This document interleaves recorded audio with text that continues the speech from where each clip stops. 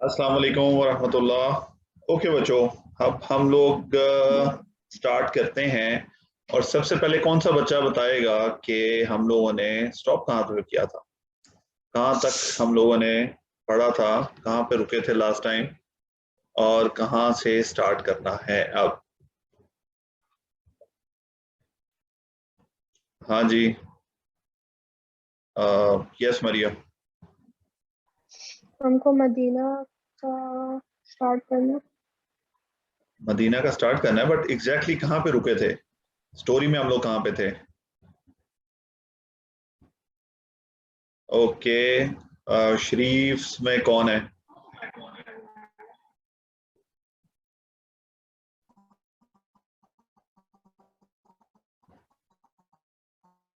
But आपकी आवाज नहीं आ रही,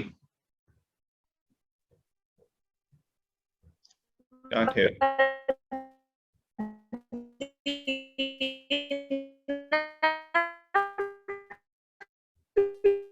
बहुत ज्यादा आवाज कट रही है आपकी। अच्छा जी,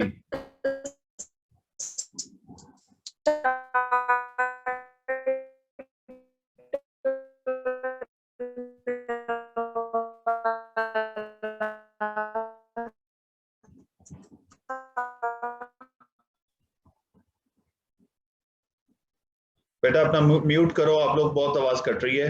आपका शायद इंटरनेट का इशू है, बट एनीवेज हम लोग पहुंचे थे जहां पे प्रॉफिट मोहम्मद सल्लल्लाहु अलैहि वसल्लम ने अपनी ट्रैवलिंग स्टार्ट कर दी थी।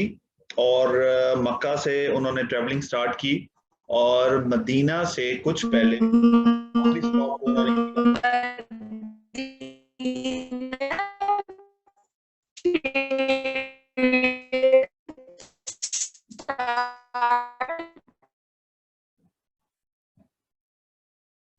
ओके, तो मैं आपको बता रहा था आखिरी स्टॉप कहाँ पे किया था उन्होंने मदीना में एंटर होने से पहले। मरियम,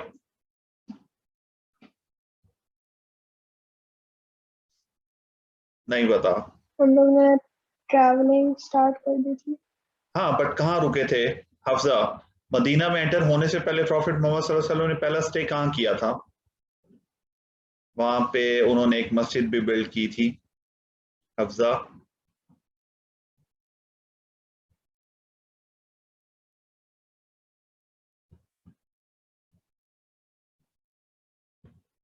हफ्जा को पता नहीं आवाज आ रही है कि नहीं आ रही। जैनब,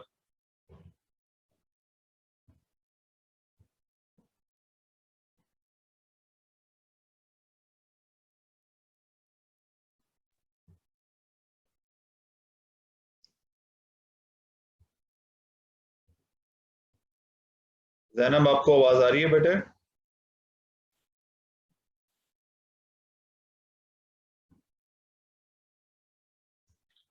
तो बेटा माइक नहीं काम कर रहा आप लोगों के, आप लोगों की आवाज किसी की नहीं मुझे आ रही। मेरा ख्याल है today is not the day to मैं आस्क। नहीं, मुझे आपकी कोई आवाज नहीं आ रही। मेरा ख्याल है मैं स्टार्ट करता हूँ खुद से, आप लोगों के काफी इश्यूज चल रहे हैं टेक्निकल। अच्छा जी, प्रॉफिट मोहम्मद सल्लल्लाहु अलैहि वसल्लम स्टेड एट अल कुबा। और सबसे पहली जो मस्जिद वहां पे बिल्ड की थी दैट वाज मस्जिद कुबा। मस्जिद कुबा में प्रॉफिट मोहम्मद सल्लल्लाहु अलैहि वसल्लम ने रुक के 3 या 4 दिन वहां पे स्टे किया। और मदीना मक्का में हजरत अली को वो पीछे छोड़ के आए थे। बाय द टाइम वो ट्रेवल करते हुए वहां पे प्रॉफिट मोहम्मद सल्लल्लाहु अलैहि वसल्लम से आके मिले कुबा में। प्रॉफिट मोहम्मद सल्लल्लाहु अलैहि वसल्लम ने उनका वेट किया और उसके बाद उन्होंने फर्दर ट्रेवलिंग स्टार्ट की। जैसे ही वो कुबा से निकले तो जुम्मे का दिन था और उन्होंने पहला जुम्मा वहां पे पढ़ा कुबा से निकल के और मदीना से पहले। ये इस्लामिक हिस्ट्री में पहला जुम्मा था, पहला खुतबा था जो कि वहां पे हुआ, जुम्मे की नमाज।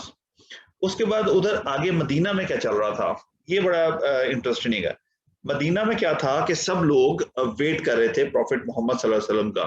उस वक्त इस वक्त इस तरह की कम्युनिकेशन तो थी नहीं कि आपको पता चलता कि मोबाइल फोन से या फिर वैसे न्यूज से कि कौन कहाँ तक पहुंचा है। तो वो लोग क्या करते थे कि वो लोग रोज मदीना से बाहर निकलते और मदीना की बाउंड्री तक आते। लोग जिनके घर वहां बाउंड्री के पास थे वो अपने घरों की छतों पे, रूफ पे खड़े होकर दूर तक देखने की कोशिश करते कि उनको पता लगे कि प्रॉफिट मोहम्मद सल्लल्लाहु अलैहि वसल्लम और उनका कैरवान कहाँ तक पहुंचा है। रोज लोग सुबह आते बैठते पूरा दिन वेट करते और उसके बाद फिर वापस चले जाते, क्योंकि अभी तक तो कुछ पता नहीं था।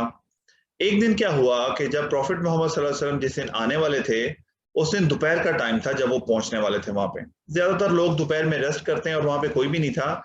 एक जूश लड़का जो है वो दरख्त के ऊपर चढ़ के दूर तक देखने की कोशिश कर रहा था, और उसने जब जैसे ही दूर से देखा कि जैसे डस्ट उड़ रही है, क्योंकि कैमल्स पे लोग आ रहे हैं बहुत सारे, तो वो भागा हुआ गया लोगों के पास और उनको कहने लगा कि तुम लोगों का नबी आ गया है, तुम लोगों का नबी आ गया जिसका तुम इंतजार कर रहे थे। बस इतनी बात होनी थी। सारे के सारे लोग जो हैं वो भागते हुए अपने घरों से बाहर आए और मदीना की जो एंट्रेंस थी वहां पे पहुंच गए। वहां पे सब ने प्रॉफिट मोहम्मद सल्लल्लाहु अलैहि वसल्लम का उनको वेलकम किया, उनको रिसीव किया, और उसके बाद सारे के सारे लोग जो हैं वो मदीना में आए। मदीना में आने के बाद अब आप सोचो कि इमिग्रेंट से बहुत सारे लोग जो मक्का से आए थे, उनका कोई घर नहीं था वहां पे, उनके पास कोई वेल्थ नहीं थी, कोई बिजनेस नहीं था, कुछ नहीं था उनके पास मदीना में। अब उनको सेटल डाउन करना था। उसके लिए प्रॉफिट मोहम्मद सल्लल्लाहु अलैहि वसल्लम ने क्या किया कि वो क्या करते थे कि जो इमिग्रेंट थे मक्का के लोग, उनमें से एक को बुलाते, और जो मदीना के लोग थे जिनको हम इंसार कहते हैं, अंसार होता है मदद करने वाला, द हेल्पर, उनको बुलाते। एक को मक्का से एक को मदीना से, और दोनों को कहते कि तुम लोग आज से भाई हो। वो जो मदीना का बंदा होता वो मक्का वाले बंदे को अपने साथ ले जाता, उसकी फैमिली को अकोमोडेट करता, अपने साथ रखता, अपने बिजनेस में पार्टनरशिप कर लेता, जिस तरह से भी था वो उनको अकोमोडेट करता। इस तरह प्रॉफिट मोहम्मद सल्लल्लाहु अलैहि वसल्लम ने क्या किया कि हर एक मक्का के आदमी को हर एक मदीना के आदमी के साथ भाई बना दिया, और वो उसके साथ रहना शुरू हो गए। अब ये वाला तो मसला सॉर्ट हो गया, ये बहुत बड़ा इशू था जो कि बड़े अच्छे तरीके से सॉल्व हो गया। अब लोगों में ये डिस्प्यूट होना शुरू हो गया कि प्रॉफिट मोहम्मद सल्लल्लाहु अलैहि वसल्लम खुद कहाँ पे रहेंगे। हर बंदा चाह रहा था कि प्रॉफिट उनके पास आके रहे, उनके घर पे रहे। अब प्रॉफिट सल्लल्लाहु अलैहि वसल्लम अपने कैमल पे थे और वो चलते जा रहे थे मदीना की गलियों में से, और लोग जो है आगे हो के उनके कैमल को पकड़ते थे कि अपने घर की तरफ लेके जाएं। प्रॉफिट मोहम्मद सल्लल्लाहु अलैहि वसल्लम ने उनको कहा कि इस कैमल को आप छोड़ दो, क्योंकि दिस इज गाइडेड बाय अल्लाह सुब्हाना व ताला, अल्लाह ताला डायरेक्ट इसको गाइड करेगा, और जहां पे ये रुकेगा वहां पे मैं स्टे करूंगा।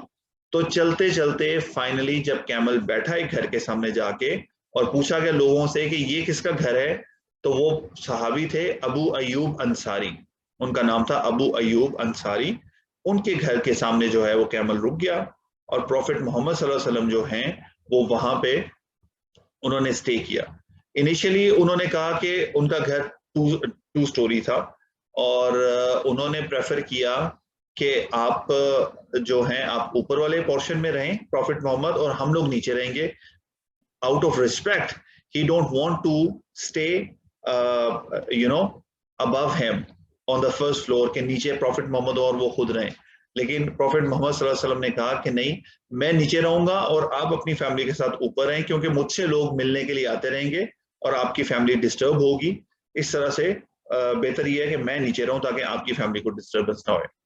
इसमें मैं आपको एक वाक्य बताता हूँ कि एक दफा क्या हुआ कि उस वक्त जो घर होते थे वो बिल्कुल मिट्टी के होते थे, ओके, सीमेंटेड और इस तरह के नहीं होते थे, और वाटर प्रूफिंग उस तरह से नहीं होती थी। कि हजरत अबू अयूब अंसारी जो है वो अपने घर में थे ऑन द फर्स्ट फ्लोर, और क्या हो गया कि किसी बच्चे से गलती से कोई बर्तन गिर गया, और वो पानी जो है वो पूरे फर्श पे गिर गया नीचे फ्लोर पे। अब क्या होना था कि अगर पानी वहां पे पड़ा रहता तो वो पूरा का पूरा नीचे वाले पोर्शन पे चला जाता, प्रॉफिट मोहम्मद सल्लल्लाहु अलैहि वसल्लम जहाँ स्टे कर रहे थे। सो व्हाट ही डिड कि उनके पास जितना कपड़ा वगैरह थे सारे उन्होंने जमा करके उसके ऊपर सारे के सारे रख दिए कि पानी वहीं पे ड्राई हो जाए, आउट ऑफ रिस्पेक्ट कि प्रॉफिट मोहम्मद सल्लल्लाहु अलैहि वसल्लम को किसी किस्म की कोई तकलीफ ना हो। ये सारी चीजें सेटल डाउन हो गई, सारे जो इमिग्रेंट्स थे वो उनको रहने के लिए जगह मिल गई। प्रॉफिट मोहम्मद सल्लल्लाहु अलैहि वसल्लम खुद जो हैं वो एक जगह पे सेटल हो गए। उसके बाद उन्होंने क्या किया कि सबसे बेसिक और पहली चीज जो थी शुरू करने वाली वो थी मस्जिद।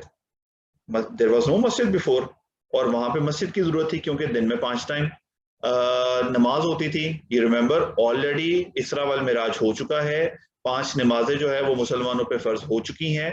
तो अब मस्जिद जो है वो प्रॉफिट मोहम्मद सल्लल्लाहु अलैहि वसल्लम बिल्ड की। अब सबसे पहली चीज आई कि किस जगह पे मस्जिद को बिल्ड किया जाए। तो वही तरीका जो प्रॉफिट मोहम्मद सल्लल्लाहु अलैहि वसल्लम के रहने के लिए घर के तरह डिसाइड हुआ कि उनकी ऊंट जो है वो लेके जाते और वो जहां रुकती उस जगह को वो डिसाइड करते। मस्जिद के लिए भी अल्लाह के नबी सल्लल्लाहु अलैहि वसल्लम ने इसी तरह किया कि उनको कहा कि छोड़ दो और ये जहां रुकेगी वही मस्जिद की जगह होगी। वो जिस जगह पे जाके रुकी वो दो ऑर्फन बच्चे थे, दो यतीम बच्चे थे, उनकी जगह थी, जो कि सब ने मिलके पोल इन करके वो जगह को बाय किया और मस्जिद की कंस्ट्रक्शन स्टार्ट कर दी। अब it was a very simple मस्जिद इनिशियली। वही ये मस्जिद नबी है जिसको आज हम मस्जिद नबी के नाम से जानते हैं, जो कि मदीना में है, वही मस्जिद थी। बट इस the starting of it was very humble. मिट्टी, खाली मिट्टी से उसकी दीवारें बनाई गई थी। उसके जमीन के ऊपर जो है वो सिर्फ और सिर्फ कुछ पत्ते जो है वो लीव्स जो है वो बिछा दिए गए थे, और जो आपका पाम ट्रीज होते हैं उसकी ब्रांचेस और उनकी जो पाम होता है उससे पिलर्स वगैरह बना के ऊपर छत बना दी गई थी। और छत के ऊपर भी क्या था, जस्ट ब्रांचेस ट्रीज की जो है वो फैला दी गई थी ताकि थोड़ा शेड हो जाए। It was a very simple structure. लेकिन उस स्ट्रक्चर के साथ दो रूम्स और बना दिए गए थे उस वक्त प्रॉफिट मोहम्मद सल्लल्लाहु अलैहि वसल्लम के लिए। उनकी दो वाइफ्स थी उस वक्त, हजरत आयशा और हजरत सौदा। उनके लिए दो रूम्स मस्जिद के साथ बना दिए गए थे।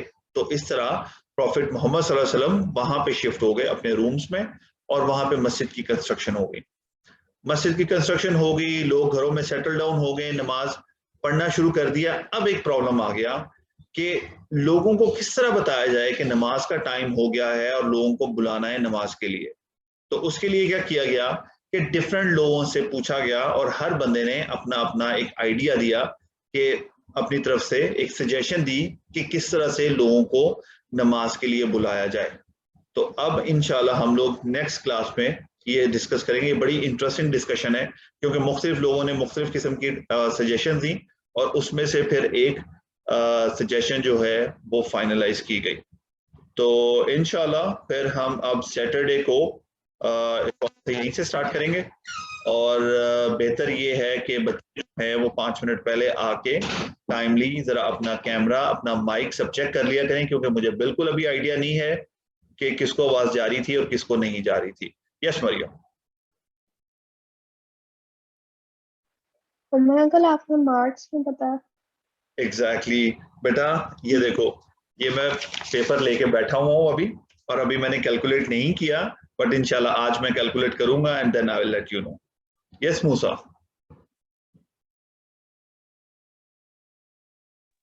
सैटरडे को तो ईद है। ओ हाँ, सैटरडे को तो ईद।